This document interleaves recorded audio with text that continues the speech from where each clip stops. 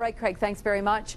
Well, Governor Andrew Cuomo said that he would oust Republicans from the Senate majority. He said that this weekend. But then today, he seemed to be singing a different tune. And joining us now to talk more about that is our political analyst, New York Post state editor, Fred Dicker. Fred, was the governor perhaps suggesting a kumbaya moment today?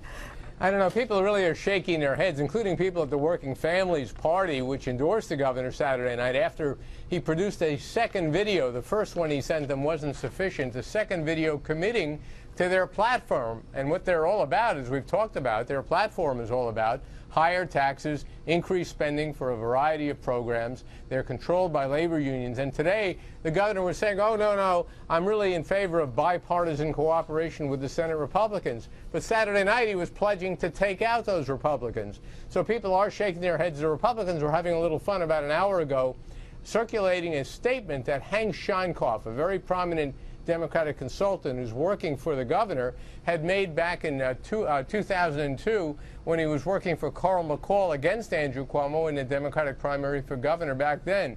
Scheinkoff said, and I have it right here, he said Andrew Cuomo is willing to say anything, do anything, and distort the facts in order to win an election. Well, Republicans were pointing to his statement today saying, see, that what Hank Scheinkoff had said 10 years ago is true today. You just can't believe what he says. So when you cut through the rhetoric, what's the story here? What is actually the governor's position vis-a-vis the Senate Republicans?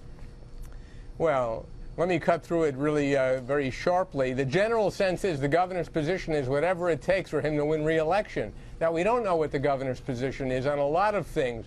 By the way, he's not done any interviews of any consequence since that endorsement Saturday night. He hasn't done any interviews in the last few months in any detail with any news organization except one in New York City one time. So people are getting the sense that the governor really doesn't care about what the news media thinks, believes he can say whatever he wants to say and contradict himself and not pay a price for it. Well, this talk today of bipartisanship, could this dovetail into what you and I were talking about last night, that he does want to accomplish something yet before this session is over, and he thinks that perhaps he can smooth things over to get something done?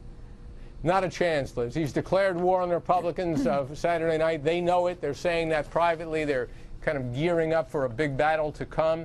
And I don't think there's any chance. In fact, Andrea Stewart-Cousins, the Democratic leader of the Senate, the minority leader, said today she doesn't expect anything significant to come from the session before it ends in about 2.5 weeks. Well, so much for that then, I guess. All right, Fred. Well, we'll see what tomorrow brings, and hopefully you'll be along to tell us. Thank you, Fred. And Fred, of course, is live from the state capitol on the radio every weekday morning, 10 to 11 on Talk 1300 AM.